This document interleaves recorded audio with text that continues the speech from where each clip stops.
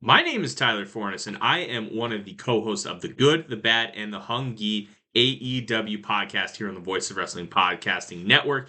We take a broad scope approach to the world of All Elite Wrestling and the entire universe of Tony Khan.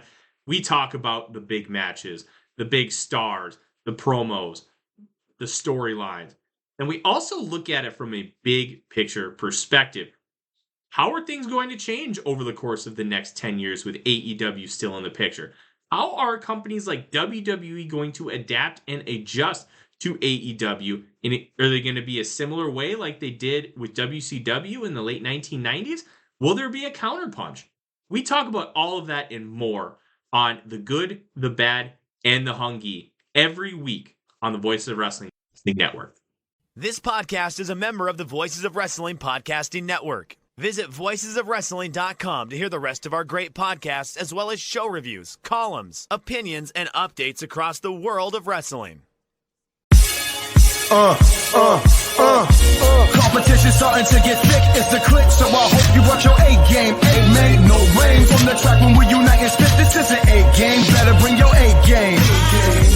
Competition starting to get thick, it's the click, so I hope you work your A game. Amen, no rain from...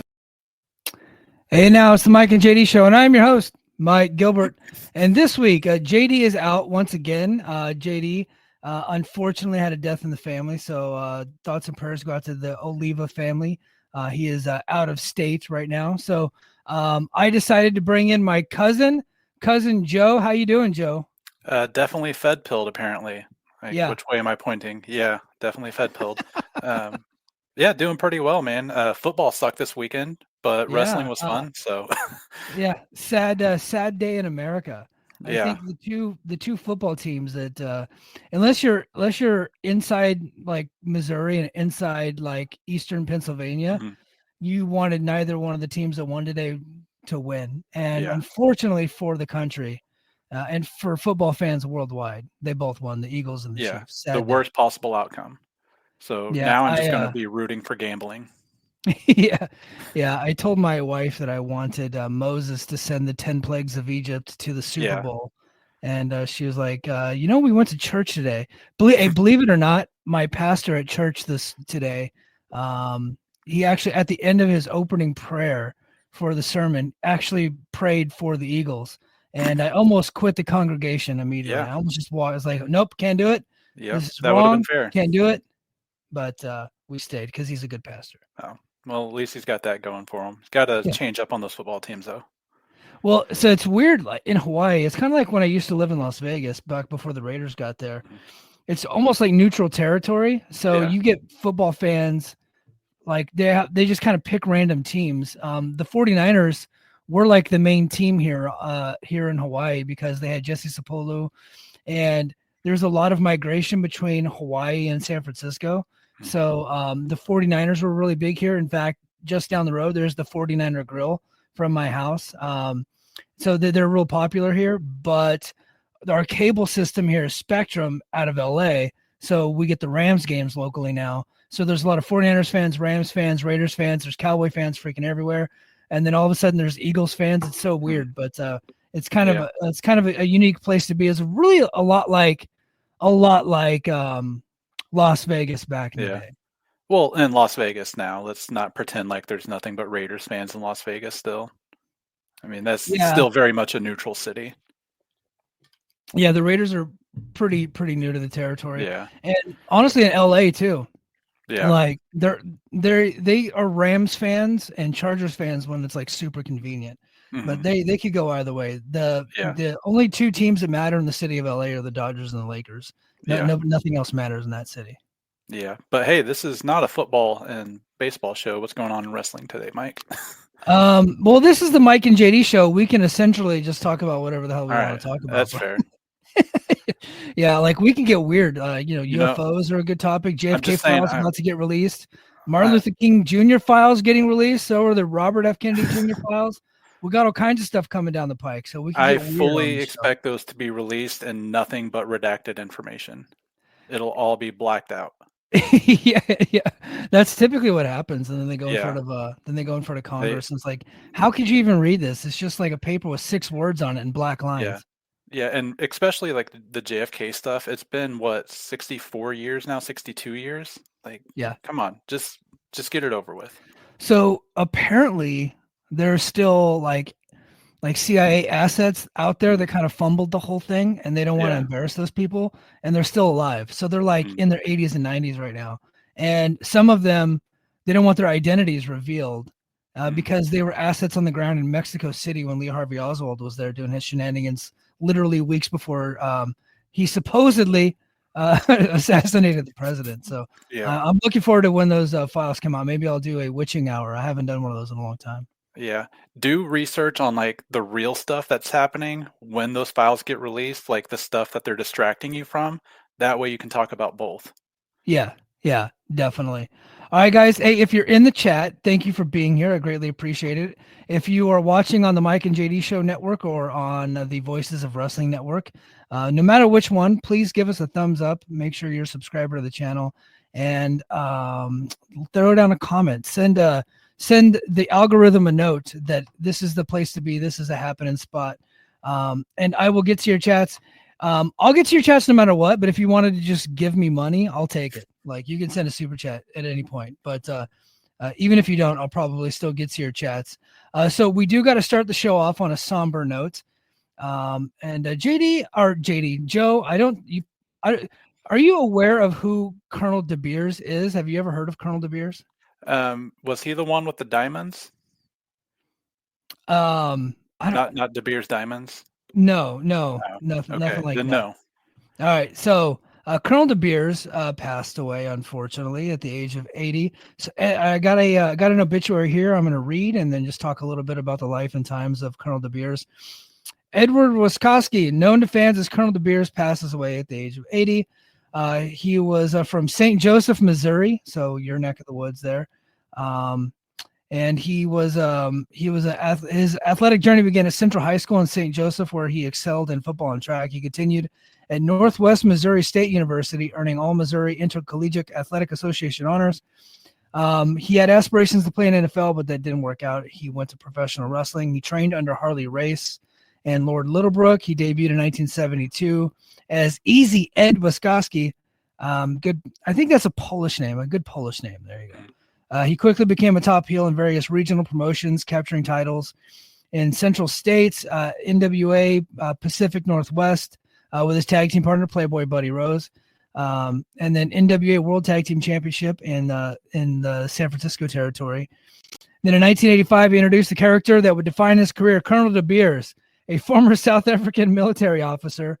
The gimmick was deeply controversial as it was rooted in real-world politics. So I'm going to explain this. This stuff just would not work today. If somebody tried to do something like this, it would just totally shit the bed. And honestly, it was controversial for the time.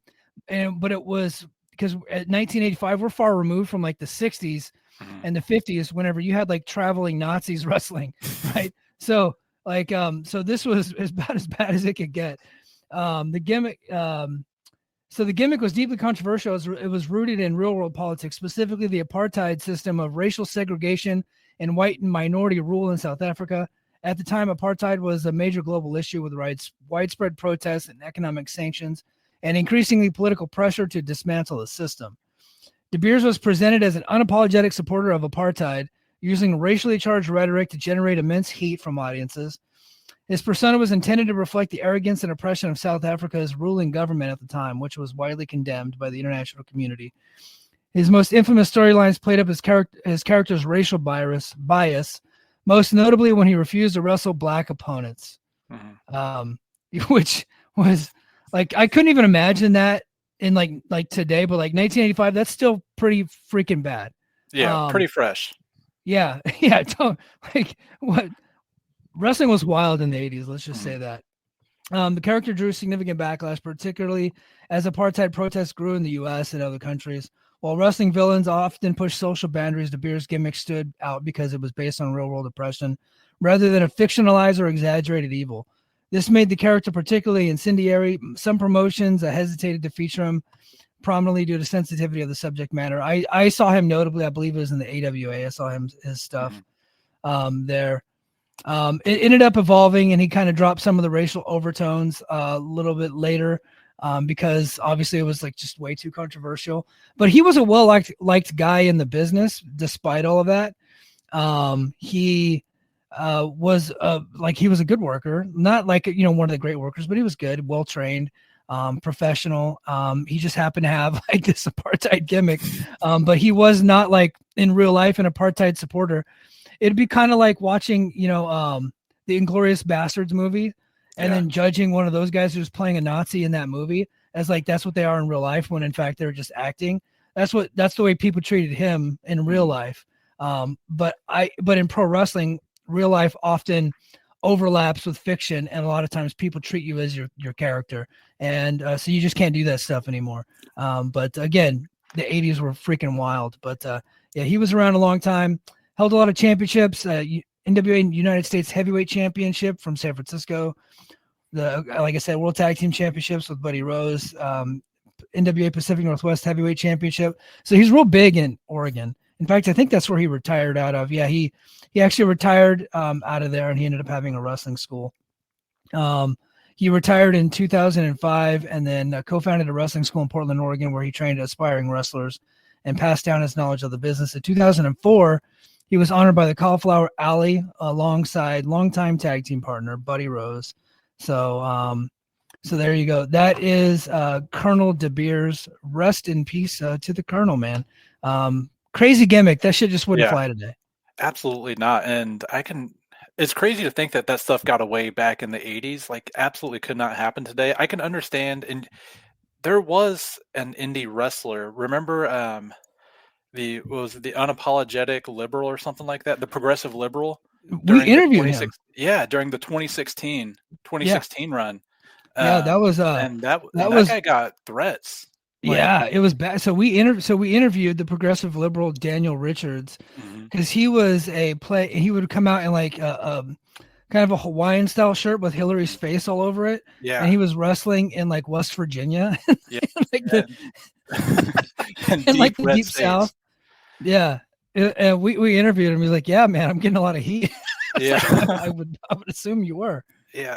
The balls on that guy. That's like the closest thing I could think to getting controversial, and not nearly the same, but getting that kind of controversial real life heat from wrestling fans where like, you're kind of taking your own life into your hands when you step into those areas. Yeah. Because a lot of the people, they know it's all bullshit, but they like, if you do something mean and controversial on television in your character, they will treat you as if like you're doing that in real life. It's almost like old ladies watching soap operas with some of these wrestling fans. It's wild. Got that Tessa Blanchard heat. Yeah. So Tessa Blanchard's heat is based off of real life stuff. Yes. It's like Colonel DeBeers was playing a character on television. It just was way too controversial for the time. It probably would have gotten over on an episode of A-Team, but it's not getting over on professional wrestling, unfortunately. Yeah. Now I say all that, but he was a successful wrestler. He had a good run. Yeah, Nathan just pointing out he had a great feud under his real name with Piper in 1980. Let me see. Where's that one at? Nathan right here. So never saw him as DeBeers. He had a great feud in Portland with Piper in 1980 under his real name. Yeah. So yeah, he had a good career from 72 to 85 before Colonel DeBeers, but like that's the one that people most know him for, because and it was during the boom of the 80s where wrestling just got really hot and popular. I know that WWF took over, but other companies were doing some pretty decent numbers there for a little bit too. So yeah, and it's always cool for me to learn more about guys who've come from Missouri, because the St. Louis and Kansas City area really has a lot of wrestling history. I believe there's still Harley Race had the school in the St. Louis area. But I believe there's a wrestling school in a small indie up in Kansas City that's still doing pretty well too. So it's nice to hear more come from that. And another one of those guys who just like the football to pro wrestling crossover, which I think is something making a big comeback now with WWE's NIL program. But that was, you hear a lot of those guys from the 70s and 80s. A lot of those guys were football players who couldn't make it to the NFL and just found a career another way. Yeah. Yeah. So rest in peace, Colonel DeBeers. I'm sure the flagship will actually do like a full rundown. So Joe Lanza is very likely to go through like a YouTube deep dive and watch a bunch of his matches this week. But the news just dropped today. Yeah. And I had, not only did I have church, but I had football. And I also took the family to an outdoor restaurant, and we got there and it freaking rained all over everybody. And the guy playing guitar, he was like, at this restaurant, there's just like a guitar player singing songs to everybody while you eat. And he's getting rained on, so he's sang the song "No Rain" by Blind Melon. So I got nice. That. Did you not? I did that for a while. Did you not think to check the weather before you go to an outdoor restaurant? With Hawaii, it's weird. Every day the forecast calls for rain. Gotcha. But you just assume it's going to last for a minute and blow over, which is what it typically does. But we went into more of the hilly area to like where it's a lot greener and it rains more often. So we drove through there. No matter what, like it's always going to say it's going to rain, right? Gotcha. So we just drove there anyway. And it's like we just didn't believe it. And sure enough, it happened to be right this time. So yeah. But it rains almost every day in Hawaii, but it's usually like for like 5 minutes and it just stops. Yeah. But man, I watched a ton of wrestling this week. So actually we're going to get to Saturday night's main event in a little bit. I also watched Raw, Dynamite, and Collision. And Joe, for the first time in a long time, watched Impact. So we'll talk a little bit of Impact. TNA fans, if you're in the chat, I know I always get a lot of TNA fans. So if you got any TNA questions or comments, go ahead and drop them down. But so Dave Meltzer, who I believe is probably the guy who gets accused the most for being an AEW homer, when in reality that has not been true in a long time. It was never true, but I think he was more positive to them than he was to WWE or TNA or anybody else. I think his coverage of like his taste kind of fits what he likes the most there, and he clearly has a relationship with Tony Khan. So it seemed like his coverage was leaning more always towards positive for AEW. But it has been a 180 for a long time. And he lately has been beating up AEW kind of, and it's almost like he's writing to Tony Khan specifically, like, hey, you're going to have to get this stuff cleaned up because yes, you have all this new money from this television deal, but your popularity continues to rapidly decline. And the WWE with their new Netflix deal is seemingly somehow more popular this year than they even were last year, which is pretty unbelievable if you think about it, because last year was the biggest year they've ever had, and then this year is probably going to be even bigger. Yeah. So fan interest hasn't increased despite the TV deal. AEW's ratings and ticket sales continue to decline, especially in the 18 to 34 demographic. This is notes from the Observer. AEW is losing viewers to Max streaming, although Dynamite still performs well on cable. So HBO Max did come out this week and say that AEW was among the top sports programs on Max, but didn't provide any data, didn't provide anything. It just kind of said it. And now I've seen people online say, oh, they're getting like over 1 million views on Max, which is completely unbelievable and not even remotely true. If somebody wants to challenge that and actually provide data, I would love to cover it. In fact, I go into Max to watch Collision last night because I'm in Hawaii. I have to watch on delay, and it's not even on the front page. And even though I've watched every episode of Dynamite since it's been on Max, it's still not in my like algorithm to put that on my front page, right? So it's still like there's a bunch of other stuff, but it's still not there. So I always have to search for it every week. So that tells me that it can't be doing that great on Max. Yeah.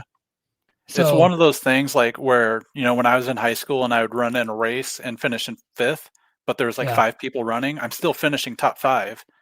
But there's not that much competition. Like Max, it does have NBA. I think they have some hockey. Somebody may correct me if I'm wrong on that, but I think they have hockey. But I don't know. I don't know that NBA or hockey is even on there. I do think they simulcast maybe. Do they? I don't think they do. So what other sports would be on there? I mean, if you're among the top finishers in sports, there's got to be other sports on there. This computer that I'm talking to you in has a lot of information on it. Hold on. What sports are live streamed on Max. All right, let's see. Stream the NBA. And okay, yeah, so you're right. Yes. Yeah. Okay. 60% of the time, I'm right every time. There you go. So yeah, Okay. if you've got 3 or 4 sports on there, of course you're going to be among the top finishers because there's not like 100 events that's happening every week for you to finish, in the bottom half. Yeah. So you can Antonio just Baker says they have hockey in the live sports section. That's where AEW is in the live sports section. So I guess when I'm scrolling through, I need to go over to live sports. Mm-hmm. I guess that's okay. So maybe it's just me. Maybe I just don't know what I'm doing, which is like pretty typical for me. The company's initial appeal was that it was a true alternative to WWE, but now it has too many ex-WWE stars, a stale format, and weak baby faces. The show has no clear future direction and lacks strong young stars. And many fans feel AEW isn't presenting itself as a major league promotion and are frustrated with the product. That frustration carried over with Dynamite this week as it did not get good reviews at all. In fact, it was one of the weaker Dynamites. Collision was actually pretty good, I thought, but it just didn't feel big time. And I think that's kind of the problem with the product right now is they have a lot of old stars. Jeff Jarrett, 57 years old, being pushed in the main event scene. He's taking on 44-year-old Claudio Castagnoli next week. Adam Copeland and Pac main evented this week, and Adam Copeland obviously is, if he's not 50, he's almost 50. I think he's 51. The Rock and Roll Express are part of the storyline. Yeah. So, which I think, I can't tell if that's Ricky Morton or Chris Jericho. They look so similar to me right now. Yeah. But Chris Jericho obviously is still a major push star. Shelton Benjamin and Bobby Lashley are getting a big push in the tag team division right now. They just squashed Private Party, which I think I'm actually kind of with, honestly. Benjamin and Lashley are 49 and 48 respectively, but they are incredibly over. The only problem is they're over as faces when they're supposed to be heels. So I think they need to address that at some point. And it's the same thing that happened when they were in WWE as the Hurt Business. Like they were supposed to be heels, but everybody just freaking loved them. At some point, you're just going to have to turn them face. But it would be another concern that your most over tag team is 49 and 48 years old. Yeah, but I'm watching them, and neither of them look that old. Like, so the problem with like Jericho, Edge, and Jarrett, they're all like, and Edge and Jarrett, like they're in like pretty good shape. Jericho, not necessarily. But they look every bit their age as far as in their face goes. Bobby Lashley and Shelton Benjamin might as well be 35 to me. Like I know they're old because I've been watching them on TV for 20 years. And I've obviously been a big fan of theirs for a long time. So I know that they're old, but they don't look that old. Shelton Benjamin is not moving so quickly these days, but he still looks like he's great. And the tag team, they squashed Private Party this week. They squashed them last week. They're the new tag champions. I like them as tag champions. I think that keeps them away from the world title scene. I don't think they need to be involved in that. And I kind of look at them as being like, Dr. Death and Terry Bam Bam Gordy, kind of like that level, like just kind of an ass-kicking tag team, which this company hasn't had. Like they've had the Young Bucks, which they're not ass kickers. They're just great match havers. FTR, they were heels for a while. Now they're babyface, but they're not ass kickers either. They're just really good wrestlers. Private Party, the worst tag team champions in the history of the company by far. They were never over. They don't try to get over. They're just doing the same shtick they were doing 5 years ago, and they have not improved one bit. I actually liked Big Bill and Ricky Starks, but we'll get into Ricky Starks in a little bit. But I think I kind of dig this Shelton and Lashley tag team. I'm into them. Yeah, one of my other concerns, I really definitely think they have to make them face at some point. Yeah. I just really worry that in the future, sometime this year, we're going to see Edge and Christian versus Lashley and Shelton Benjamin, and it'll be the oldest tag title match in company history. All Terrence and they're all elderly wrestling in the chat. Yeah. Look, wrestling as a whole has gotten older. Yeah. Well, guys are in their physical, not prime, but physically better for longer now. Like you're not on the road wrestling 250, 300 days a year anymore. The medicine nowadays is a little bit cleaner and a lot better. so guys can perform longer. Like Finn Balor, like that guy doesn't look 42 or 43, but he's in his early 40s. Yeah, and he didn't come to the company until he was like 34, 35. Yeah. And same with AJ Styles. I think AJ came to the company was like 36, and Yeah. he hasn't been on TV in a long time, but he's pushing 50. Mm-hmm. And he's still pretty good. Randy Orton, doesn't do a whole lot, but he obviously he's like way up there, and Cody Rhodes is almost 40 now, and so and Roman Reigns is 40-ish. I think Cody and Roman are 37, 38-ish right now. Yeah. So I think just wrestling as a whole is just like the stars have gotten older. What I think pro wrestling needs is an influx of young talent to kind of break through the ceiling, which is kind of something we were having in the late 90s, specifically with WCW, where Hogan and Luger and Sting and Kevin Nash and Scott Hall were kind of like holding back, Benoit, Jericho, Guerrero, and these other cats. And so they ended up leaving and going somewhere else, and they were getting pushed. And then that problem started to exist in the WWE eventually. And so that people ended up leaving there, and now they went over to AEW, and now that problem's existing in AEW where the young stars just can't get through. They can't break through because these old dudes just won't get the hell out of the way. Yeah, I think that's something you got to give.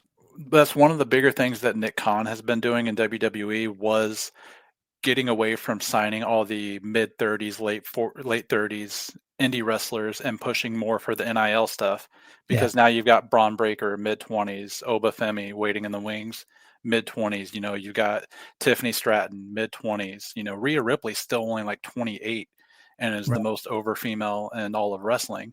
And AEW has the resources. They have the money to do something similar. You don't have to do an entire system like WWE has. You're not making $1 billion a year, but you still can. You have Ring of Honor. You've got Daily's Place. Tony Khan is a billionaire. They are making almost $200 million a year. Set up a system to get some young guys ready, because when all of your biggest stars are 40 plus, some of them 50 plus, you've got to worry about the future of your company. Yeah, and I think, Dave talked about it this week, but JD and I have been talking about this forever, and we've been calling out Private Party, and specifically Private Party and Hook, for a long time, because they're just not out there hustling, working around, working everywhere. And, I think the belief is that Tony Khan should be forcing them to do that, kind of like what we saw with Fraxium on Impact this week. Like WWE is just like, no, you're going to TNA this week. And you're just going to go have a really good match and then come back. And so now they're actually like going to TNA and getting more reps and getting more work in over there. And I think that's a good thing. And I think AEW needs a system like that. But I think they need a stream of independent promotions around the country and around the world where they can do that. I think it was smart. I think they recently who did they send to Japan recently? A female. I'm trying to remember. I think it might have been Julia Hart. I can't remember, but they've sent some female talent over to Japan. I think they need to do that more. Send them to well, I know Athena went over there for Stardom, but she had wrestled Stardom before. But they need to send them over there for like 4 months, and then you know what I mean, and have them come back. Okay, Nathan. Thank you, Nathan, keeping me on track. Anna Jay. Yeah. I also think they should, not a touring house show, but they need to do something like what NXT does, where they have small 500 to 1,000 person house shows just in Florida. So you're not spending the cost on the traveling across the country, not really worried about making much money on it, but get a couple big stars on it. Moxley would probably go to those. Edge would probably go to one, and then have all of your young guys on it. That's where Hook probably needs to be wrestling at least once a week on a show like that. And you've got to recruit the guys who want to go out and do that too. You said WWE sent Nathan Frazier and Axiom and forced them to go. I'm going to tell you, those guys were probably begging to go, because their arms did not get twisted. Because Axiom actually put on Twitter that he actually was a fan of TNA because it was what was on TV when he was in Spain. And, that was a big thing for him when he was in Spain. Nathan Frazier, just a huge wrestling fan. Always wanted to do that. And Frazier was a guy who was wrestling all over before WWE signed him. He actually wrestled on AEW Dark, I think. Yeah, he did Shorts of Dark, and he was also on TNA Explosion too against Mercedes. Yeah, so and that not long before he got signed, he was always destined to be a WWE guy. He was trained by Rollins, so that was always going to happen. But you got to have guys who want it and want to go out. But I do think there might be some worries for guys who, especially towards the end of their contract, do I want to go out and wrestle an indie show, possibly get hurt, and that takes away my option of exploring other opportunities if I want to leave, because maybe my contract gets extended by 8 months. Is it worth it to those guys if they get extended for 8 months if they get hurt outside of AEW? Right. Well, and these young guys are making, either close to or over 6 figures for AEW, and they're wrestling like 2 or 3 times a month. Yeah. If that. Yeah. Yeah. If that, and it's not worth it to them to go to an independent promotion for a couple $100. Mm-hmm. And so that's why I'm like, they need to have a system in place to almost like force these young guys, like, hey, we're gonna send you to a contract, but here are the promotions.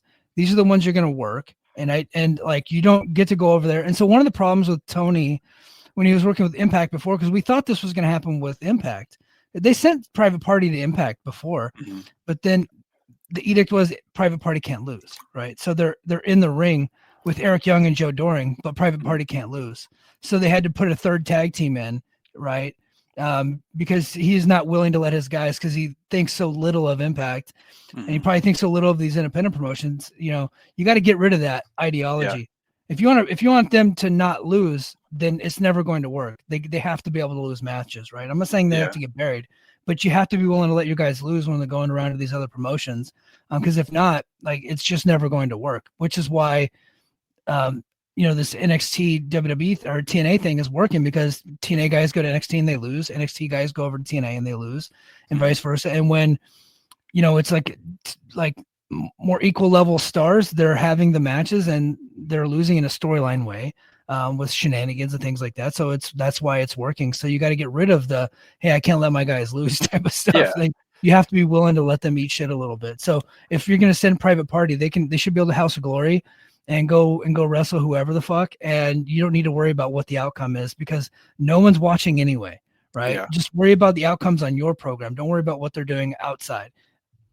Yeah, absolutely. And Deadlock Pro Wrestling, DPW? I would definitely try to get involved with those guys, because there seems to be a lot of good talent coming out of there, a lot of good wrestling coming out of there. But man, this is something I talked about a couple of years ago with Hook specifically, because him and Tiffany Stratton started, at least in ring wise, right around the same time. It was like a month apart. And within like a 2-month span, Stratton had like doubled the amount of matches that Hook had.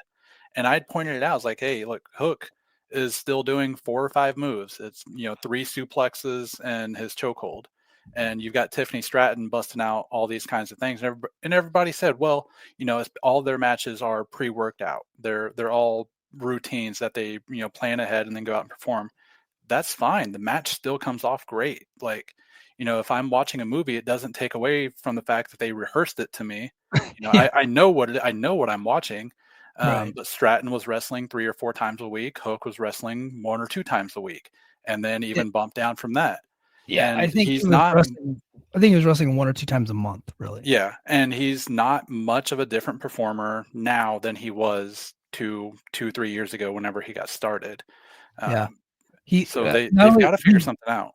Yeah, he hasn't improved at all, and he has no more aura. The aura is gone. That was the thing, is like everybody's like, oh, but he's over. Well, he's a good-looking young guy. That's only going to take him so far. Yeah. Eventually, the bell has to ring, and you have to be able to talk, right? And if you can't talk, then like you better be a big bad motherfucker at that point, to where your facial expressions and your look will get you over, right? Like big, strong beasts can get away with not talking, right? Yeah. But little guys like that have to rely on a lot of things. They need a lot of tools in the shed. Yeah. But they definitely got to figure out something. Dave made the point in the Observer. They need to focus on future stars for 2026, not just short-term booking for 2025. Look, I don't want to say they're not doing a good job with everybody. They're doing a great job with Kyle Fletcher and Takeshita. Mm-hmm. I think both of those guys are primed. I think both those guys are primed to be the head of the company in 2026, right? I think they're going to be the top stars.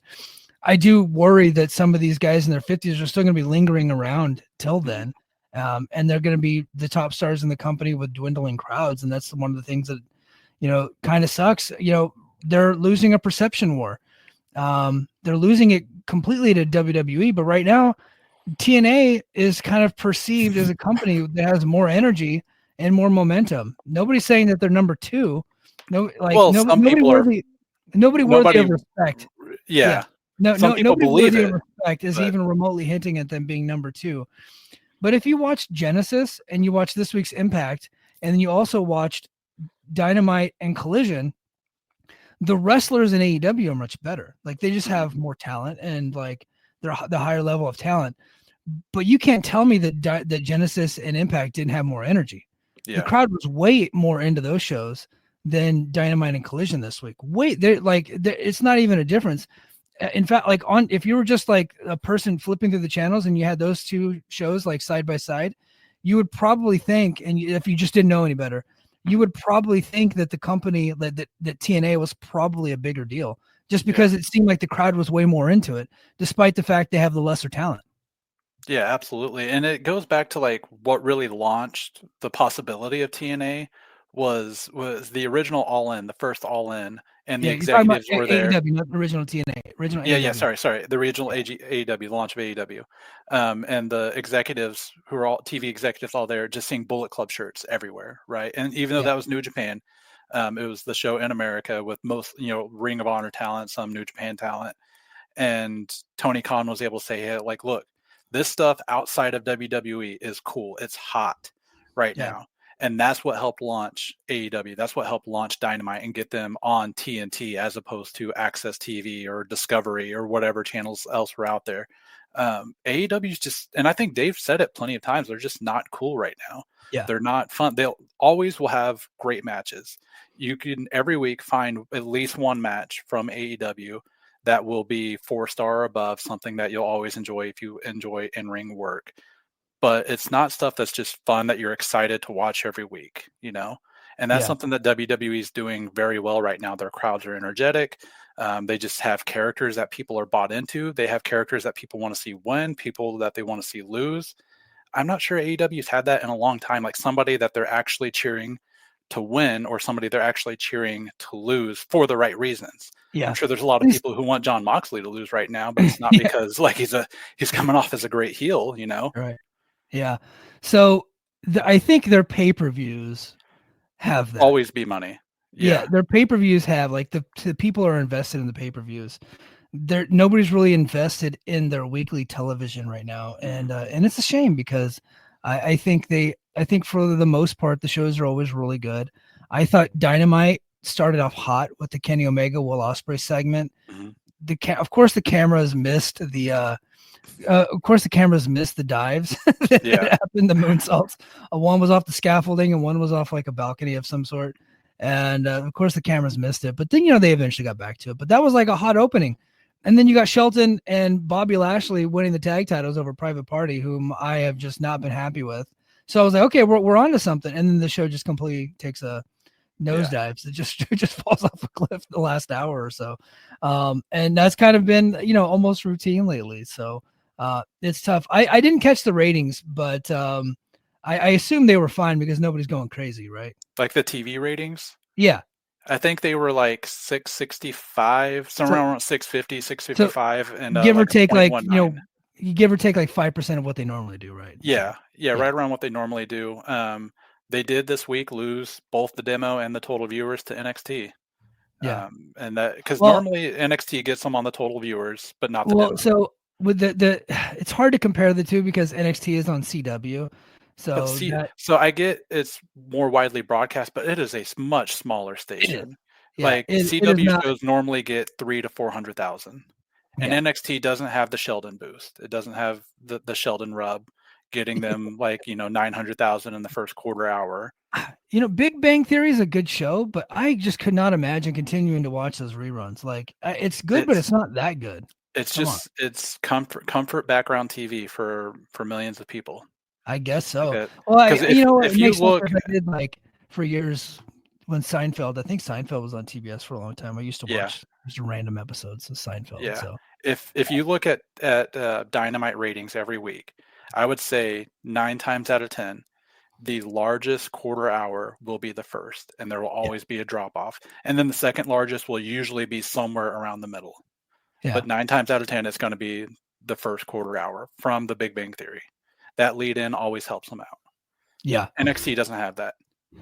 Yeah, that is true. Yeah, they don't. They definitely don't have that. So, yeah, I hope they're able to turn it around. I think a lot of things are going right. They just got to keep steady, and they've really got to fix that. The main event feud, the main event story of any wrestling show can make or break the show. Yeah. A lot of people are just done with this Death Rider stuff. I kind of agree with Dave. He said, just put the title on Omega. Yes. Figure the rest out later. I said that as soon as I saw Omega versus Gabe Kidd. I was like, no, you know what? Yeah, just put it on Omega. Fuck the rest. Like, let's just figure it out. Don't even worry about storyline. I know I pitched a story, but don't even worry about storylines. Put the title on him and just go out for 2 to 3 months and just say, hey, Kenny Omega's the best wrestler in the world. We're going to remind people of that. We're going to put him against other top wrestlers and then figure out a story from there later. But just so freshen you things pitched the storyline, but I did not get the opportunity to talk about it on the podcast. So give your storyline pitch, because there have been people in AEW Creative that have watched this show. Okay. So, and you know what? I won't even charge royalties if somebody uses this because I'm pretty sure I stole it from somewhere else and I just don't remember it. But my thought was maybe about 2 to 3 weeks before you introduce the storyline, have it leaked out there, because you will have people you can leak this to who will put the story out. Have it leaked to people that Kenny Omega has decided he would like to do a WWE run. That way you just kind of get people's ears perked up. And then Jon Moxley could say on TV, if you want your pound of gold, you have to offer up a pound of flesh. If you want a shot at his title, you have to put your job on the line. Then take guys like Ricky Starks, guys like Phoenix, other guys who want out of the company, let them be gone. Yeah. You have to Malachi, Miro, all those guys. And then you could even do guys who maybe just want some time off or want to go work, in New Japan for a little bit or in Mexico for a little bit. Put your jobs on the line and let Moxley beat them. That way you have an actual invested storyline building up to Kenny Omega versus Jon Moxley, where you planted the storyline, and you could even make thank you Kenny shirts. That way people are thinking hey, this might be his final run, and people could buy into the fact that he might want to go to WWE for the AJ Styles match. He's talked very highly of Roman Reigns, CM Punk. I think AEW fans would get into it because they're still thinking that Bryan Danielson is retired, even though he still is coming to the shows and he's going to be back soon. Yeah. So you could have a real storyline, and play the dirt sheets a little bit. They play you quite a bit, so go ahead and play them back a little bit. And you'd have something that fans would be invested in, because fans would be dying if they thought that Kenny Omega was going to leave AEW for WWE. They would be so invested in him winning and not wanting him to go to WWE that they would eat it up. And then you would have a real storyline that would get Jon Moxley real heat. It would work because then you could have Ricky Starks showing up in WWE before you announce the Kenny match. Yeah. You'd have Miro probably just sticking around playing video games. I don't think that guy really wants to work anywhere. Malachi Black. Yeah. I think Tony needs to fire people.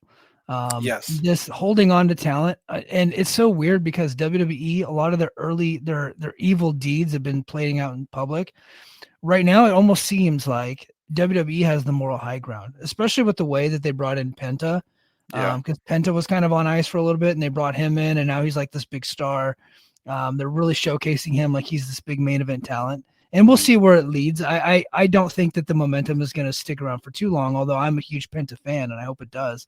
But he very likely is to go down the card eventually, right? So, but right now, look, they have the moral high ground in AEW, which is as bizarre as it sounds, given everything all the controversies they've had.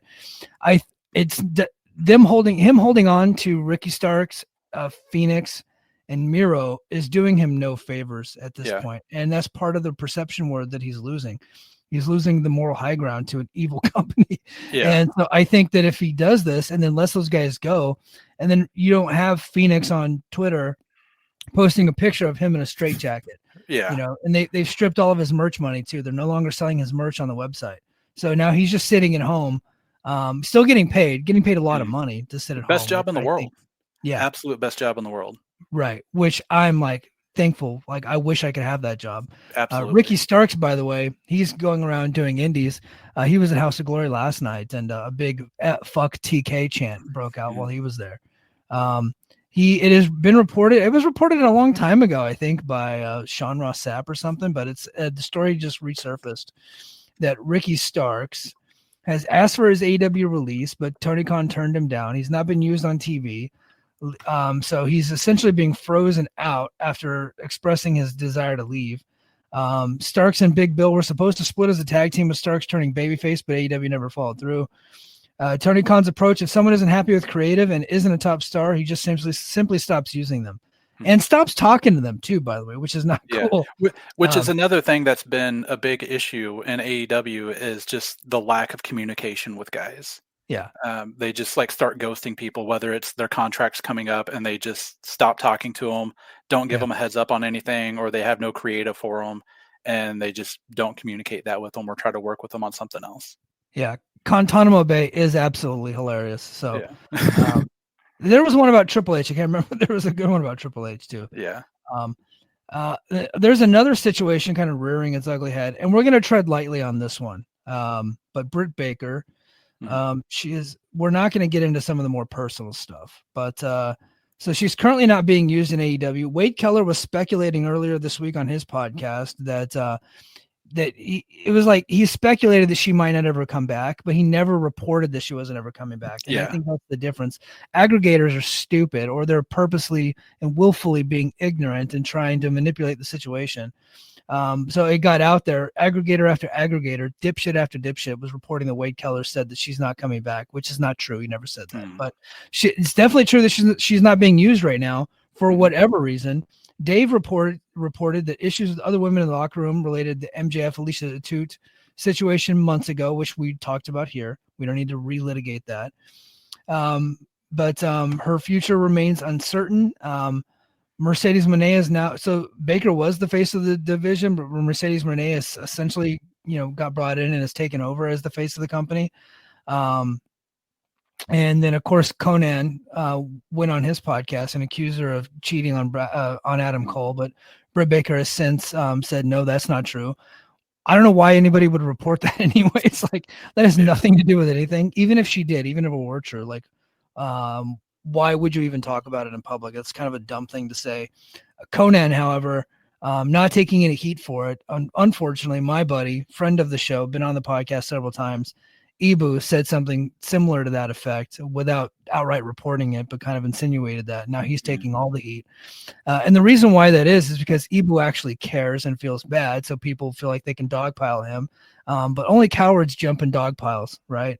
A real man will actually send somebody a DM or an email or pick them up and help them, recover and shake things off. And so for everybody that's dogpiling on Ibu, why don't you just back the fuck up, right? The guy made a mistake. He's going to be just fine. But so that whole thing is out there. I am curious to see whether or not she will actually ever return, because it's kind of the way it's been going in AEW. Like Camille, she was just there, and I don't know what the hell happened to her. I think she just had a bad match, and they just sent her home. They never brought her back. I think it was just one of those things. They just decided they didn't want Mercedes to have like a bodyguard type thing. Yeah. And then they just kind of wrote it off. They decided they weren't going to do anything with that story, and then just kind of wrote it off and have nothing else for her. She did have, Camille had a match with Queen Aminata, and it was a stinker. So it was bad. So, and they just kind of lost faith in her. It's kind of, that's just my read on the situation. I don't know that for a fact. So I do know Britt Baker was on DDP's yoga channel on YouTube.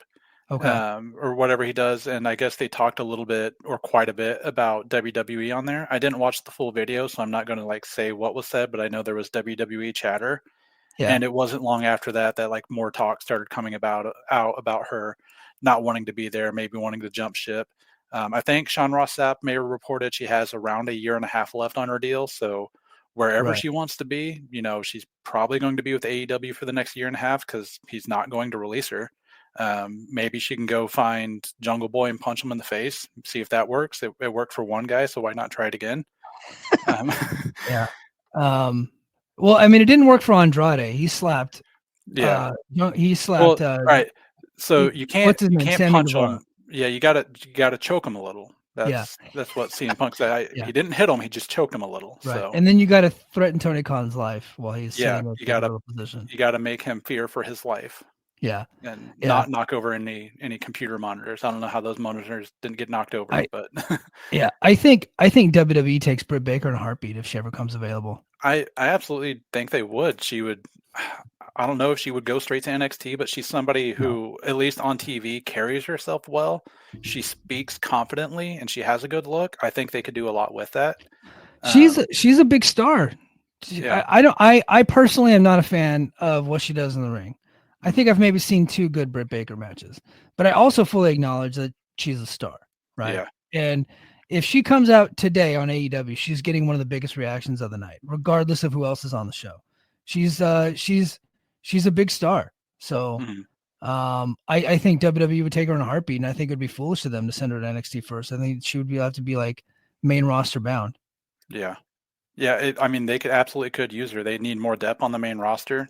And she's got plenty of reps. You know, she's wrestled for quite a while now. She's been in AEW, 5-6 years now?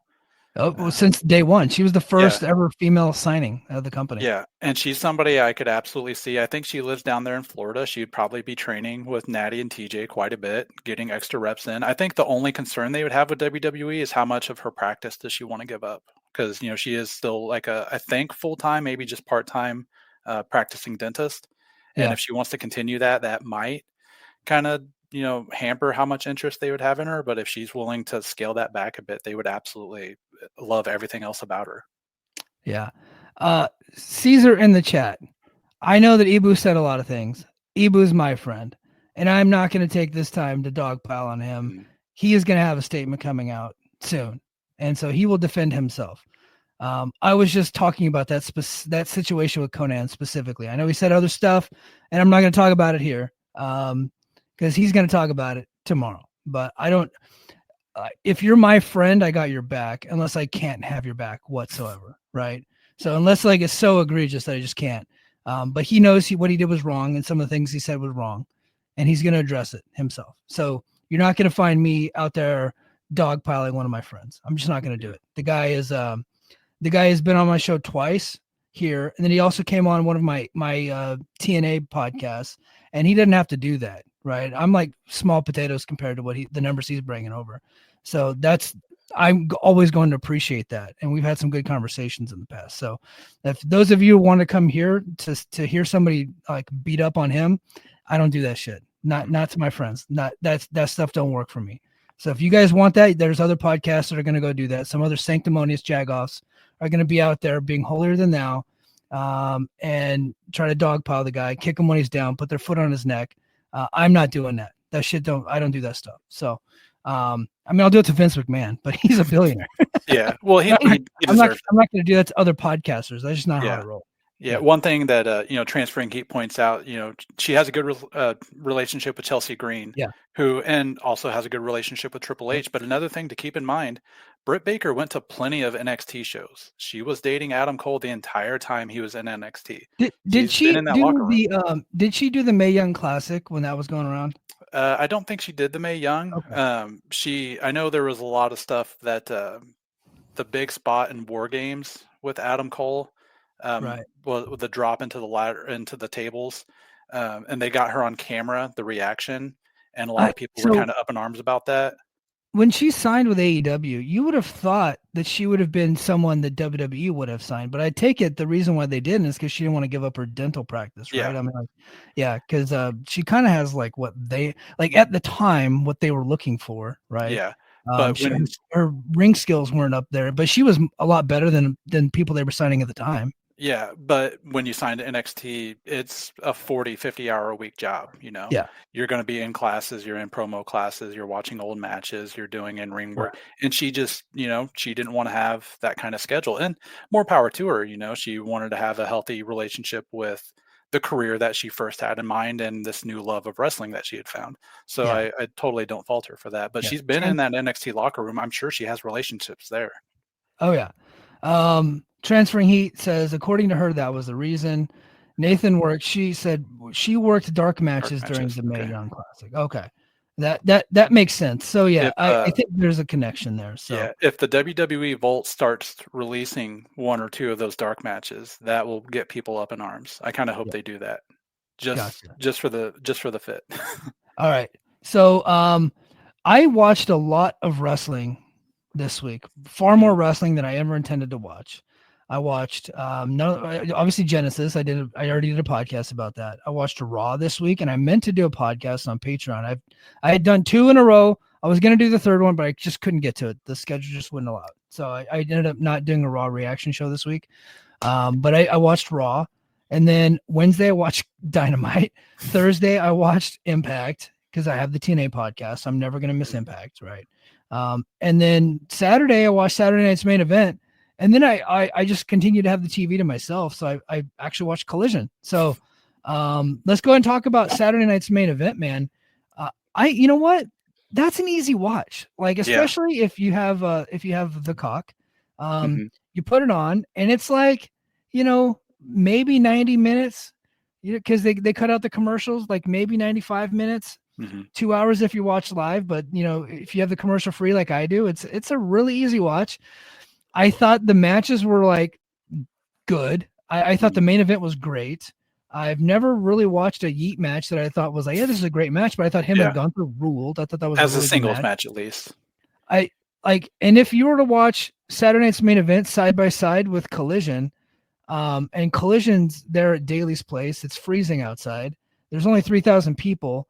And then versus them in San Antonio with 15,000 people and the crowd going apeshit.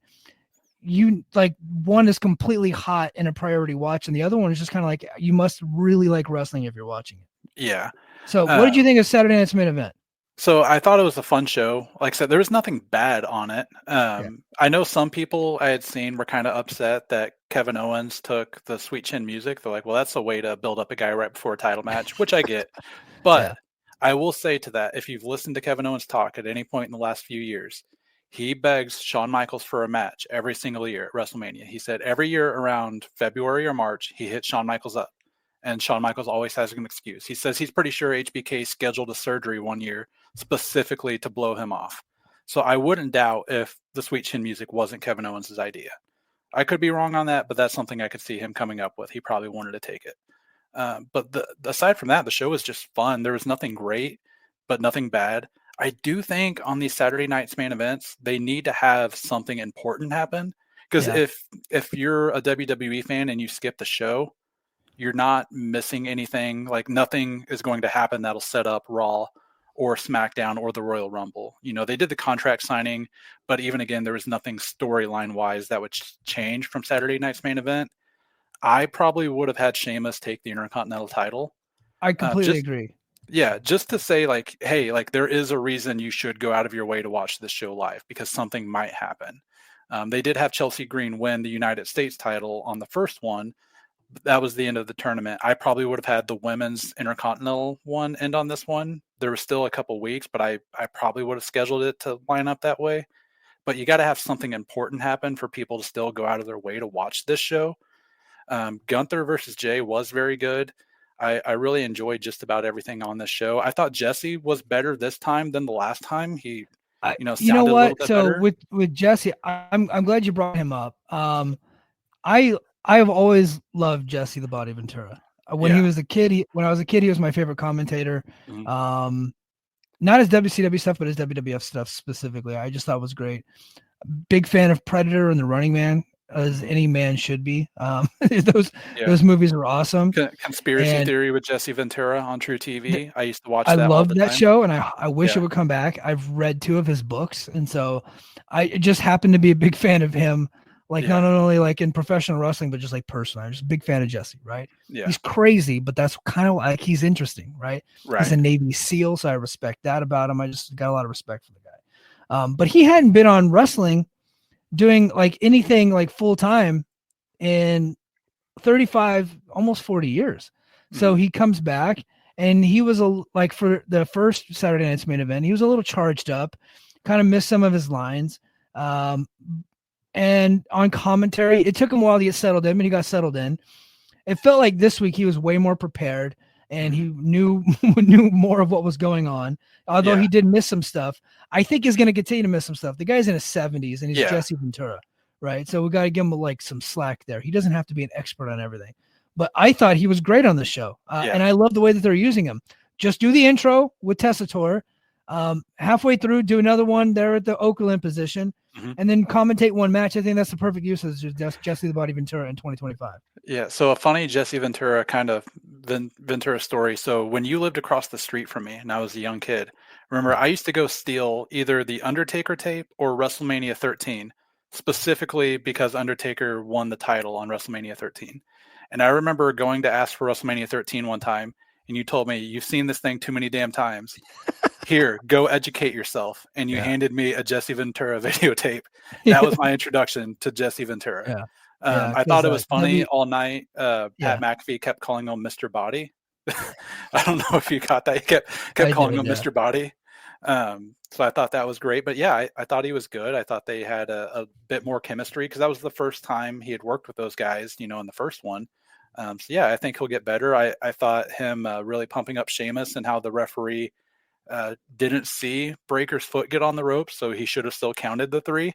I thought was hilarious. And then he put that picture out with Sheamus on Twitter, or Sheamus put the picture out with him on Twitter later. So maybe that builds up a story. I don't know. Probably not, but we'll see. Well, Jesse was always good at being right, even though he was a heel. And he was always pointing out the referee's flaws.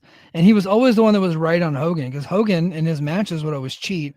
And Jesse would correctly point that out. And they would always piss off Gorilla Monsoon and Vince McMahon on commentary. Yeah. But he was always right. It's like, look at him. He's cheating, McMahon. Yeah. So I like that he's still doing that. I like the throwback aspect. I like seeing the legends around ringside. That was really cool. So Rhea Ripley defeats Nia Jax to retain the WWE Women's World Title. This had like a 2-week build. I didn't think that it would end up getting as much heat as it got. But Rhea Ripley is incredibly over, more over than I honestly thought that she was. And Nia Jax is a good heel. I didn't think the match was particularly all that good. They didn't really do a ton, but that was so heated. Like, how could you say anything bad about it? Yeah, they did. Rhea did a code red on Nia, and I didn't think that was something I would ever see. And it looked okay. Nia took the big bump for her, but yeah, when the fans are genuinely invested in a winner and a loser, it can come off 10 times better than the actual work ever should have been. I thought that's what I don't think. If you watch this show, I don't think anybody in their right mind thought that Nia Jax had a chance in hell of winning the match. No. But I mean, but she was being built up as, on SmackDown for a long time. She was a champion for a while. And so she did beat a lot of people as like a monster, but still, if you're just like a wrestling fan, that Rhea Ripley's not losing this match. But look, I don't know. Look, they didn't do much, but whatever they did worked. I did like that spot with the code red. I thought that was good. Probably one of the better, like the second, you know what? I kind of go back and forth, but Braun Breaker defeats Sheamus for the Intercontinental title. I agree. This one probably should have flipped over the Sheamus. I thought Jesse pointing out that if Sheamus wins this, he's a lock for the Hall of Fame. I thought was a good angle to bring up because he's won all the other titles, but he has not won this one. And so him being a Grand Slam champion would have made him like a first ballot Hall of Famer. Yeah. So I liked that aspect of it. I thought they beat the piss out of each other. Thought they had the big spears and all the stuff and the hitting and so I thought that was a good match. The one spot in particular, the one where Breaker got his foot on the rope, as soon as he started teasing the spear, it was one of those things where if when you watch WWE, you can kind of predict what's going to happen the way they set up the matches. And as soon as he started teasing the spear, I was like, oh, that's going to be the big near fall count right there. Like Sheamus is going to hit him with the brogue and the fans are totally going to buy like that. That was it. The way Breaker sold it, I don't know if you paid attention, but he kind of went stiff like a guy would when he gets knocked out in the UFC, like a really hard knockout. He went stiff and made Sheamus push him over. I thought was a fantastic sell for a guy who's only been doing this, I think 4 years, maybe 5 years. Yeah.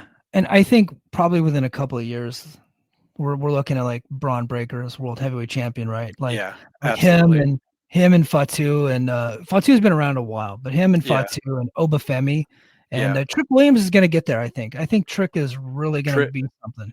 Trick has really come on in terms of his in-ring work. He had really the matches with Ilya progressed him far more than I ever thought he would be, but he's just another guy who's so freaking over, man. He's got just charisma oozing out of him.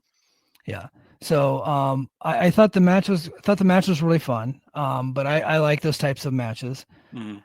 Antonio Baker, do you think they stopped showing him once he said WWF? No, they're not mad at Jesse. Like you can't, like, no one ever stays mad at Jesse Ventura. Jesse Ventura, the first thing he did when they showed him on camera was to bury a Republican, Greg Abbott, the governor of Texas. And WWE is ran by Republicans who are like Trump's, who like friends with Donald Trump. The first thing he did was bury Greg Abbott. I don't think he's going anywhere. I think he adds to the show. I don't know that they're drawing any ratings on this stuff. I know the last time it was like about what like SmackDown does. Yeah, it was like 1.4, 1.5, and a claim of 600,000 on Peacock. Yeah, I'm sure. Yeah, just like Dynamite gets 1 million on Max. Saturday Night's Main Event got 600,000 on Peacock. Well, I will say to both arguments, I do watch Dynamite on Max now, and I do watch Saturday Night's Main Event on Peacock, which actually worked out to my advantage because I actually turned it on NBC at first, and it was in Spanish. Like the commentary was in Spanish, so I flipped it over to Peacock, and it was like perfect the whole night. Yeah, I had that issue too. Thankfully, people in the Discord let me know because I started it about 40 minutes late, and people in Discord was like, "Just it'll be fine. It goes away in a second." I thought something had gone wrong with my YouTube TV. Yeah. So I watched like the first 30 minutes live, and then I had to stop it, and then I ended up going back like after the kids went to bed, and then I picked it back up. So let's see, Antonio Baker correcting me. Thank you, sir. No, I think it was 94.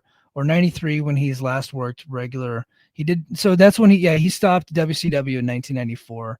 But he did come back for a short like after he became governor, he came back to SummerSlam in Minnesota. And then I think him and Vince McMahon in like the early 2000s did like one match together as like an announce crew. So they brought him back. Yeah, he did a couple things in the mid 2000s. They did like a Retro Raw, and that he did Retro Raw, or when he was like the guest GM, when they were doing the guest GM thing. And he went there to promote his conspiracy theory TV show. Yeah. Which I love that show. All right. Braun Strowman, defeats Jacob Fatu by DQ. One would think if you're just looking at the results that Braun Strowman won the match. Yeah. But in fact, he got his ass whooped.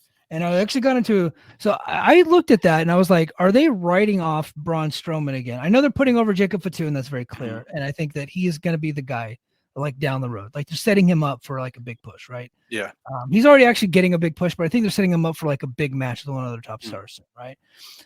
But I watched that, and Fatu got disqualified for just being too awesome. He just kept hitting him with his ass over and over again. I got to contest the result of that match. If Jacob Fatu should hire a lawyer and contest the result, because he went to do the move before the referee disqualified him, and the referee stopped him and said he's done. Yeah. Braun Strowman should have lost by KO. Jacob Fatu knocked him out. Yeah. So he should contest the results of the match. But anyway, continue. And you know what? If Jesse were on commentary, he would have pointed that out like a real man. I was watching it. I was thinking, man, like this would be a perfect thing for Ventura. Instead, we got that clown Cole and Pat McAfee. It was they're actually a pretty good commentary team, but so he just kept hitting him with his ass, and then security comes down, and he's like, screw security, and he just keeps doing. He murdered that one guy with the chair. Yeah, he just like did the Sabu chair toss. Braun Strowman's coughing up blood. I think he does a stretcher job to get him out of there. And I don't know, it looked to me like they're writing off Strowman, but somebody tried to correct me and say, well, no, Strowman technically won the match. So now they could do a rematch. And I'm like, dude, this is like Mike Tyson versus Trevor Burbick in like 1986. Tyson gets the second round knockout, beats him by death. It's like saying, oh, well, you know, he had a shot, so he didn't lose in the first round, so let's give him another shot. Yeah, I think Strowman's at this point where like his knees are so rough right now. He's just not moving well for like he used to move pretty well for it. They got to stop with the choo-choo train. I know they no longer do the train noises, but he's moving around that ring so slow, and he hit that move 3 times. Third time, Fatu picks him up and tried to put him through a table, but that table's made out of fucking titanium or something. Yeah. But the new tables are super sturdy for some reason. But it's the same thing they did when they wanted to get Bronson Reed over. Right. Just go out there and murder somebody. And the problem that they might have, similar to AEW, is Jacob Fatu is supposed to be a heel, but if you listen to that crowd, he's not. Like so that. What heels need to remember is like when they say one more time, that is your cue to not do it again. Yeah. Yeah. Like he's already killed the guy. Mhm. Now the crowd wants you to keep doing it because your moonsault is awesome. Probably the best moonsault in all of pro wrestling. And like at least definitely the most devastating at this point. Yeah. So they kept saying like do it again, and he was doing it again much to their delight. And it's like, well, if you're a heel, you should say screw you guys. I'm not getting paid to do extra moonsaults, and just walk out. Yeah. Yeah, absolutely. But it got him over. Maybe they just take that as their opportunity to say, screw it, we're just going to make him a face. This guy's incredibly over. But there is a point where you have too many faces. You do need the bad guy. Like you need a heel. But I really hope he gets a big match. I think I immediately texted you and I was like, screw stories, like screw how we get there. Braun Breaker versus Jacob Fatu at WrestleMania. Like have it open the show and just tell everybody else, try to follow it. And they only need 10 minutes. They don't need to absolutely. do 1,000 kickouts for 30 minutes. Give these guys 10, let them beat the piss out of each other. Well, Nathan brings up a good point. Says Jesse burying the Steiners during Breaker's match popped me. Well, I just got a text from John Muse. He said Scott Steiner has returned fire on Jesse. This is a tweet from Scott Steiner. He says, Jesse Ventura seems to forget that I attended a highly educated university. Next time I see him, there's a 141 2/3 chance that I'll slap him like a bitch. His Navy SEAL training can't help him. So that's amazing. Yeah. So Scotty Steiner getting in on the fun there. Threatening Jesse Ventura. You got to be careful with old Jesse. He'll sue your ass. You don't care. Like he sued a dead guy. Yeah. That's amazing. Yeah. I love Jesse, man. And I'm so glad to have him back in he wrestling. He won the suit against the dead guy. Yeah. So, all right. And then we get to the main event. Gunther defeated Jey Uso. I thought this match was a lot of fun. Mm-hmm. Gunther is so good. He is everything that I want to see in a pro wrestler. He just slaps and beats the piss out of people. The finish, if like conventional thinking, one would think that was kind of like not a really exciting finish because he just kind of came out of nowhere with the power bomb and just kind of laid on top of him. I thought and I was like, no, that's kind of what Gunther does. Like I think that type of finish, like he's not trying to get you with the exciting finish. That's what babyfaces do. Gunther just wants to beat the piss out of you until you can't walk anymore. And that's kind of what happened here. After he kicked out of everything Jay threw at him, he just hit him with a power bomb and walked out. So Gunther does that a lot in big matches. The most famous one of his, I would say, is the Tyler Bate one in NXT UK when Tyler Bate kicked out at 1 and the crowd just went nuts for it. And then it's just one more move and Gunther put him away. He wants to give you the big pop and then take it away almost immediately. Yeah. Is Tyler Bate still around? He had, what was it, triceps surgery? Okay. Yeah, so he was a team with Pete Dunne for a little bit. That was back in like September that he tore either his triceps or pec. It's something in that general area. He tore his tri-tip? Tri-tip, yeah. Okay. Yeah. Okay. That kid was pretty good. I thought he was going to be something one day, but he stayed in NXT probably far too long. He's still a young guy. I think he's only like 25 or 26 still. Yeah. He was over in the UK for too long. Didn't want to come to America for the longest time.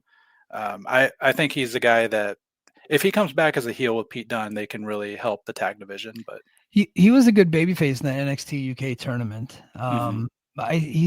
He's tiny, unfortunately, and I think that's his match versus the then Walter that one in NXT UK is maybe a top 5 match all time for me. They beat the living shit out of each other. Yeah, transferring. He says he's supposed to be back soon. I believe that was reported this week. Well, I hope he does come back. I think he's a pretty good wrestler, that Tyler Bate kid. He could come back with Pete Dunne and let them be heels for a little bit. Raw needs more tag teams. They're actually starting to tell stories with the tag division on SmackDown, and involving more than just like 2 tag teams at a time. Raw needs that, but they need more bodies for it. What they need is a reunion of Ethan Page and Josh Alexander on Raw. Mm-hmm. And I think the North versus the what are they called? War Machine? Yeah. What are they called? The War Raiders right now. War Raiders. Yeah. Yeah. They need the North versus the War Raiders. That should be the top tag team feud on Raw. I think that would rule. Yeah. Yeah. I agree. And even I do think the heel New Day is starting to work. Those guys are getting some good heat. New Day's heels is kind of over. Like, yeah, and I will say think some of it is kind of like, the fans just kind of playing along because they just love these guys, so they just kind of want to like help them be heels. But I also think there's like there's actually like really good heels too. They did it the only way they could get real heat on those guys. I don't think those guys could have turned any other way and gotten heat aside from turning on Big E. Yeah, like the way they did it, I thought was genuine. But I will say, Xavier Woods has been saying for at least a year now that he wanted to be a heel. I should have seen it coming, but he had plans for being a heel. I didn't think they would ever pull the trigger. He didn't think the company would ever let him do it. More power to him, because I think it's working. Well, I think it was the right time because they had kind of gotten themselves into. They gotten very stale. Yeah, there just wasn't anything new they could do with where they were at, and a lot of people are saying like, "Oh, them turning on Big E means Big E's definitely coming back." Don't hold your breath on that one. I don't think that's what that means. I think that was their opportunity to say that Big E's not coming back. Those guys still want to work. They had to find something new to do. I wouldn't doubt if they changed the name as well. Gotcha. Last couple of news stories. Corey Graves was he kind of was upset. Back on NXT. He got demoted down to NXT. So they suspended him for a week. They didn't let him call Raw this past week. And he's back on NXT saying, there's no place I'd rather be. Nowhere else I'd rather be. Saw what the unemployment line looked like, and the fact that AEW is very likely not to bring his ass over. And he's like, you know what, Papa H, why don't you let me come home? Yep. It was like, well, you don't want to work for the third most watched wrestling show. How about possibly the sixth? Because TNA is probably your only other option. And I think that he would have been a big upgrade over Matthew Raywald. If he is. Corey Graves can genuinely be one of the best announcers in wrestling when he wants to be. There's some times where he's just terrible, but when he's telling stories. I thought when he was on like the heyday of NXT, like the Black and Gold brand, Full Sail University, like that heyday, I thought he was excellent. And then he got called up to the main roster, and I think Vince ruined him. Vince ruined him, and I have not heard him like be that great since then. When he's telling stories for his friends, like the Cody Rhodes Seth Rollins match, the Hell in a Cell, he was excellent in that one. You know what? I do remember that. Yeah. Okay. Yeah. Specifically his line, an angel with a broken wing descended down from heaven to win this match, was his, little nod to Kenny Omega. I thought was great. His wrestling history knowledge is probably the best of the announcers that they have right now. Yeah. Especially since JBL's gone, because JBL was always good at that. Corey very much kept up with everything wrestling outside of WWE, and still does to this day. He'll post on his Instagram of him watching like New Japan or Noah. He brought up Pro Wrestling Noah, I believe, on this past week's NXT. So he can be really good when he's not announcing for his wife.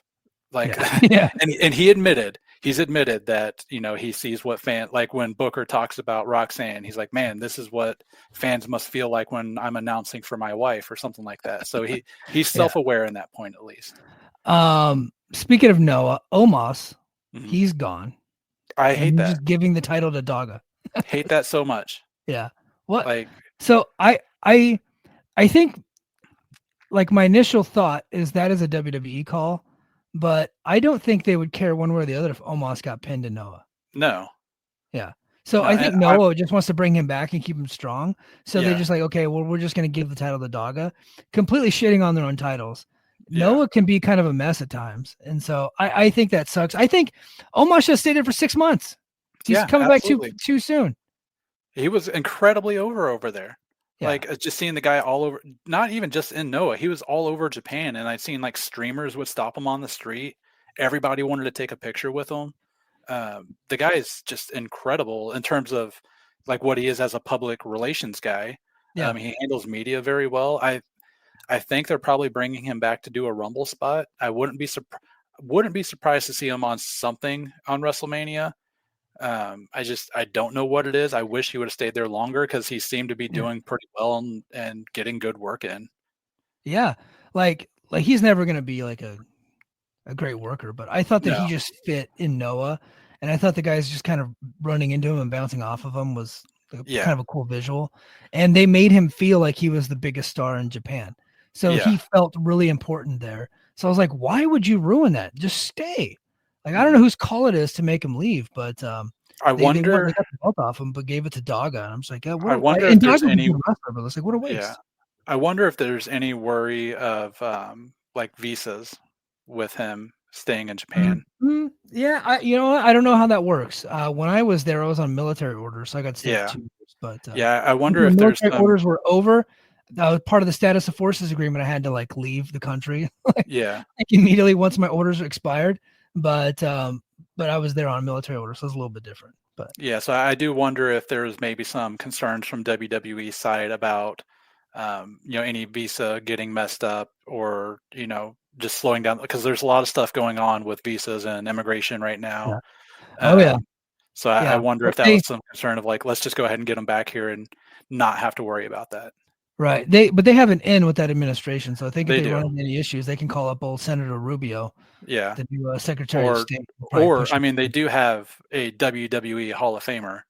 They do on speed dial. So they could just call him up on the golf course. Like, hey, take care of this for us. All right. Let's close the show with some TNA talk. I know we got some TNA fans in the chat. So if you got some TNA, if you want to get your TNA takes, let us have them. Joe, you watched TNA Impact this week. They went live on Thursday night. I covered it in detail. I covered all the TNA news for 90 minutes. So I'm not going to talk too much about it. But actually, before we get to the TNA Impact talk, what do you think of TNA going to Full Sail and doing a series of tapings? Do you think that they're going to do more? Or, like, what's your read on that situation? I really hope it goes well. I hope Full Sail can help them with their production stuff. That was a big thing for NXT, is like the Full Sail students just kind of did everything for them, and the production always came off very well because of it. Whether it's cheap labor or free labor, I don't know exactly how that works, but I hope that can help out TNA, because one of my biggest complaints every time I watched them was specifically like the backstage interviews that looked all very white and washed out, kind of like stuff you would see in high school AV club. So like maybe Full Sail can help them with that. Orlando is a very hot wrestling town. I don't know about the TNA wrestlers, but I do know a lot of wrestlers live there, just because easy airport access. They're all Disney adults. A lot of TNA wrestlers came straight from the WWE pipeline. So they got fired by either NXT or the main roster. Right. True. But yeah, I think Full Sail's a great spot for them. And, I'm glad they didn't do the PC, because they do that since there's like hardly any parking there. They do that whole thing where they bus people in, which is sometimes it's like, it's so dumb. I would never go to a show at the PC if I had to get on a bus. That just wouldn't happen. You got to park like on an offsite parking lot, and then they bus you in. I guess that probably does keep people a little bit safer, because that NXT parking lot is the most dangerous place in America. So you probably have a little bit better control there. But man, as an NXT fan, so many great moments happened at Full Sail University. One of my favorite ones of Bo Dallas running around, like running away from security when he was supposed to be getting kicked out of NXT, and like all the Full Sail students like watching it being filmed, having no idea what the hell's going on. So hopefully TNA can recreate some of that magic. I think they could. They have a lot of former, and like from that era, like one of their top feuds right now is Steve Maclin versus Eric Young, with like two like alums from the Full Sail era. So Sean says TNA Impact live show looked top notch. It felt like a big time wrestling show. I agree. I thought it looked great on TV. And so you brought up, getting help with the production. It's no coincidence that Genesis was in Dallas the night before Raw, and that Impact was in San Antonio on Thursday and Friday night before Saturday night's main event. WWE have been kind of big brothering them a little bit with some of their production stuff. So that's been kind of part of the partnership. They've been helping out with that, not like directing the show, but kind of like helping them, right? Because they immediately, when they fired Scott D'Amore, one of the reasons why they fired him is because the production looks just so bad. And he would not get rid of his production team. So they fired him, and then they fired the head of production, Dave Sahadi. and they fired their live events coordinator, Lou D'Angeli. And since then, the productions look better and the live events have gotten bigger. Coincidence? I don't know. But the people that they hired from within. And so part of this relationship is that WWE has been kind of like guiding their production a little bit. Mm-hmm. And so I think that's another reason why they're going to Full Sail. Not only can they leverage the students that are there, but WWE's next door, right? There's like right down the road. So they can kind of help have offset some of those production issues. The production since September has looked top notch, with exception to Turning Point in November, because they utilized a local independent promotion for that. But I mean, I think it's looked off the charts, and this week's Impact was the best looking Impact that I've seen since they were on Spike TV, for real. And I will say, like, watching Genesis last week, immediately coming on the air, I think the first thing I said was like, oh, this is what Michael always wanted. Like, good sized crowd, lit up, plenty of energy. Yes. TNA really needs that. I thought the crowd on Thursday night was good. I do hate the way the tag match went, and I did predict it when I was called into your show. Fraxium and Rascals you're talking about. Yes, for the NXT tag title match. I knew that Wesley and his boys were going to get involved and cause a screwy finish. And it sounds like that'll set up Wesley and his boys probably getting involved with the Rascals again, and doing a story from there, because they never really got to finish it because Trey Miguel got hurt, I believe. Yeah. So I think that what we're looking at is the Rascals and Ace Austin versus Wesley, and I cannot remember the name of the two guys that he's working with. Nathan Frazier. No. Wesley, Tyreek and Tyson, is it? Tyson and Tyreek, that's right. Yeah. I think trios match at Vengeance Day coming up, because TNA does not have a live like kind of pay-per-view style like TNA Plus event. They don't have one in February. So I think that they're going to be sending their talent to Vengeance Day to be doing stuff like that. So I think that's where we get Masha Slamovich and Cora Jade. And we get the trios match and probably some more matches with TNA stars. Yeah. Transferring. Oh, so, but you liked TNA Impact. So your first time watching, like, what else, like, what was good? What was bad? So the one thing I don't understand, like, so they had Josh Alexander out there trying to give that, promo, putting over TNA, putting over his time there. And the fans just did not give a shit. They were just shitting all over. And I know they were trying to do it. They were trying to get Josh Alexander over as the leaving babyface who gave his all to the company, so the heel turn for the tag team would get over more. Right. It felt like a mess because those fans just shit all over his promo the whole time. Well, because Josh has been the top heel in the company since July. Yeah. Right. And they didn't really do anything to turn him babyface. Yeah. So we'll see. So they continued the story at the tapings. Josh is out. They did the whole thing where they had his final match at the taping the night afterwards.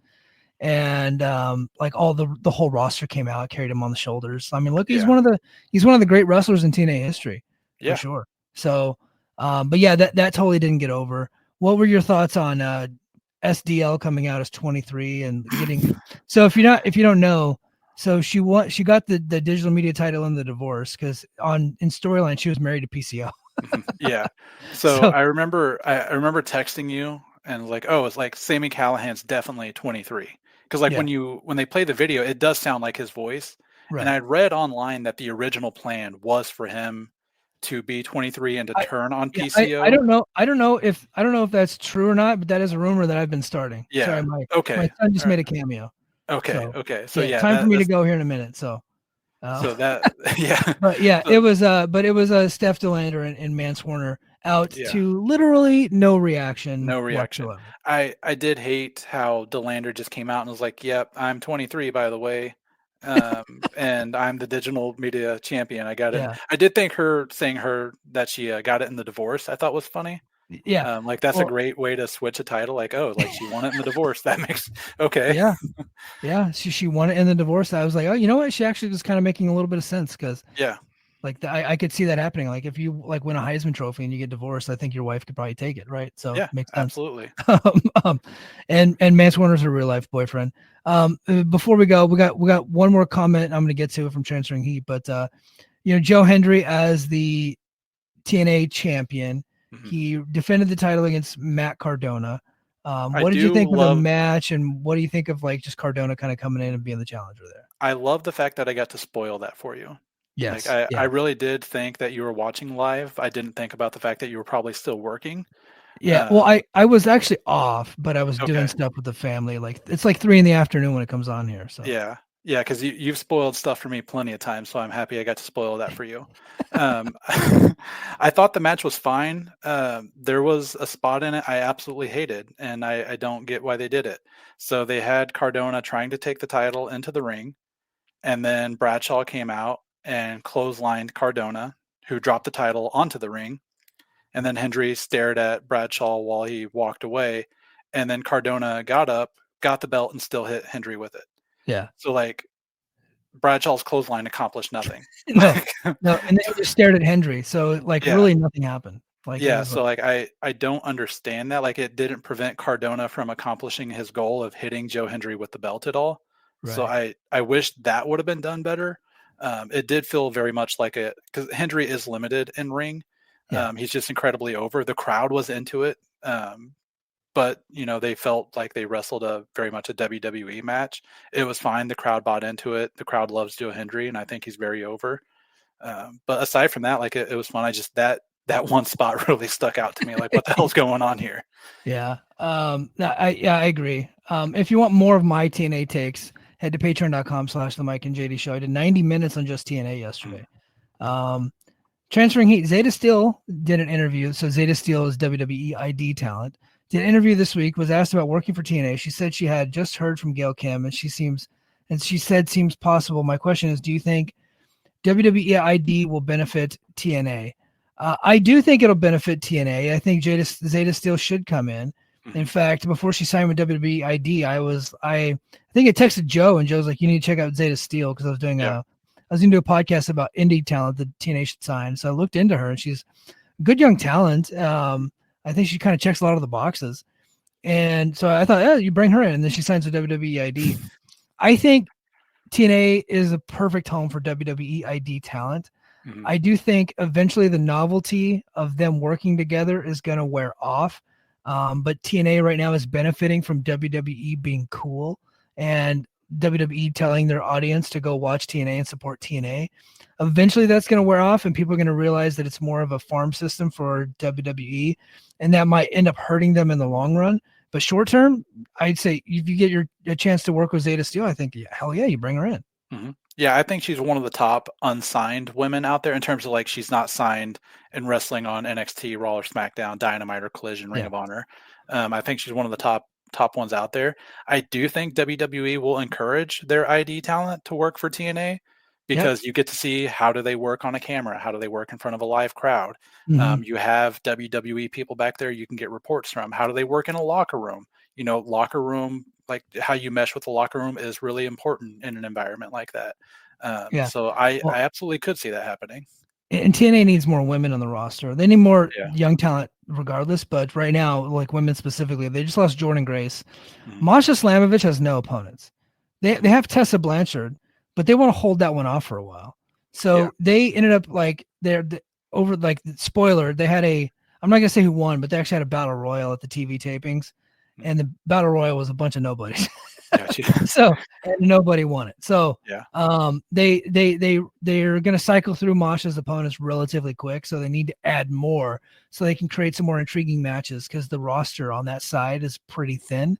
So I think the men's side is actually pretty good, to where they're essentially going to be doing every taping a title match with Joe Hendry. Is kind of what it looks like. The taping they did on Friday, he actually had another world title match, which is not something they normally do. So what are the odds that Joe Hendry gets his John Cena match? Like, is it less than 1? I would say probably less than 0. Okay, so like in the negative. Could they? So a lot of times it seems like Hendry is cosplaying as Cena. Like he's like Scottish John Cena. That you might as well put him in jorts. I do think that they do cross paths in the Rumble. I could see that. Yeah, that seems like the most logical place for it to happen. And then Joe Hendry can put that all over the internet and use it to get TNA more over, and try to convince people that John Cena will come to TNA and wrestle them. Right. I've seen people out there saying that maybe John Cena's like he can't win the WWE title or either one, like the Universal or the WWE. Yeah. So maybe he should go win the TNA title to break Ric Flair's record. And I'm telling you guys, it's not going to happen. They wouldn't count it. No. Like Ric Flair had more than 16 world title wins. WWE only counts 16. Yeah. That's just the number they use on TV because some of them happened in Japan, so they never got recognized in America. So yeah. So So I absolutely see John Cena winning one of the 2 titles this year. I do think that'll happen. I think he wins Elimination Chamber and then goes and takes the belt from well, people are saying Cody, but I don't know, man. I think they'd run the risk of people turning on Cody. Although, like when is Joe Hendry going to stop being over? Is the new winner? When are the fans going to turn on Cody? Like those things are happening concurrently. The Cena one would be the one where I'd be like, like the crowd's going to want Cena to win. That's why I think Gunther would be the better opponent for him, and I think Gunther would have It's like Cody's the bigger match, but you don't want to ruin the dynamic. Like go with the heel. At that point, you either get Cena over for pinning a heel, or you get the heel over for pinning Cena. It's a win-win. Yeah. Yep. But thank you so much, Joe, for stepping in. Obviously, prayers go out to the Oliva family. Hope you guys are doing well there in Wisconsin. So, and hopefully JD is back next week. If not, I will figure something out, but I think he's going to be back next week. All right, guys. We went a little long, but I haven't talked to my cousin in a while. So I get my cousin on there. We just go a little bit longer. So, but that is going to do it for us this time on the Mike and JD show. And until next time, mahalo. Competition starting to get thick, it's the click, so I hope you watch your A game. Made no rain from the track when we unite and spit. This isn't A game, better bring your A game. Competition starting to get thick, it's the click, so I hope you watch your A game. Made no rain from